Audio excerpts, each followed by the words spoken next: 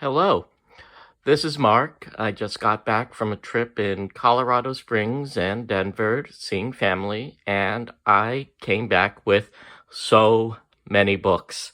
Some from a store called Hooked on Books, and some from the hotel library. So, the first book that I found in the hotel library was actually The Underground Man by Ross MacDonald. Now, I read a bunch of this on the plane back, not as much as I would have liked, but I really enjoyed it, at least what I read of it so far.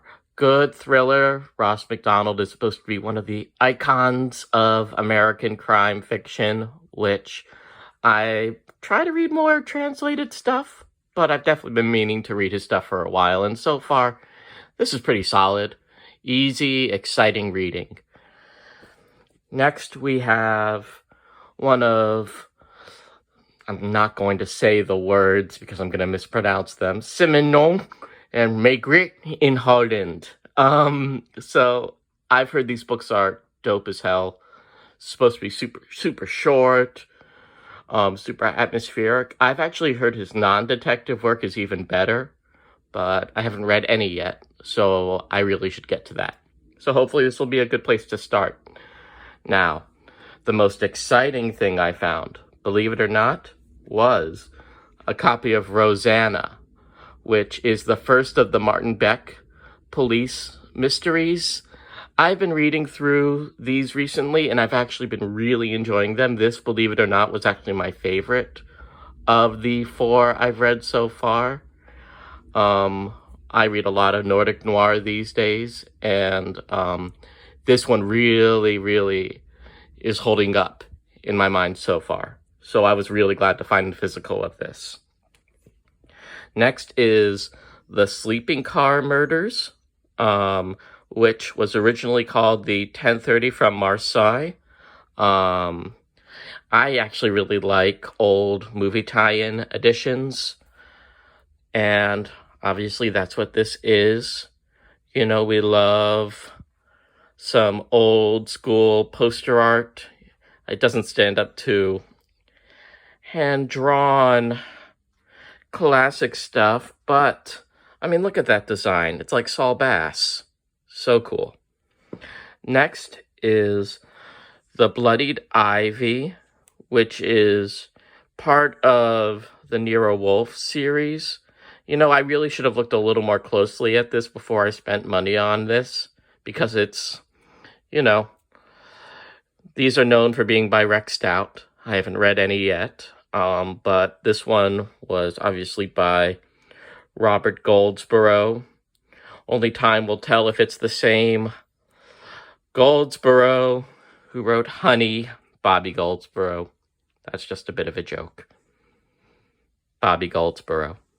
Okay, next is Miami Noir. Now, I've heard these anthologies are really cool.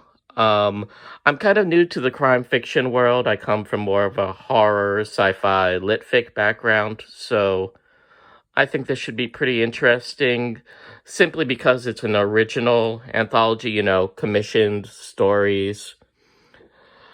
I don't know too many of the authors in this one, except for, I think I'm familiar with Barbara Parker. And I really like what they have here. A map of all the various murders covered in this collection. However, considering that we are in the middle of the hellish summer that will not end, we'll see how soon I get to this. I'm trying to read mostly things set in cold weather, but still looks pretty cool. Finally, we have Black Dahlia Red Rose, which looks like it's a true crime about the murder of Elizabeth Short. I think I've heard of his secret wife by this author, but I don't recall seeing her name around too much. I'm curious what it's going to be like. I don't read a ton of true crime, but I do enjoy it sometimes when I want something a little more drawn directly from reality, lots of nuts and bolts. I mean, that's honestly why I really like this book, Rosanna, because of how much it delves into the various details of, I hate to say police work, detection. How about detective work? In the fiction world, that's still engaging and interesting. So that's what I have from my trip to Colorado Springs and Denver. Thank you very much for joining me today. This is Mark, signing off.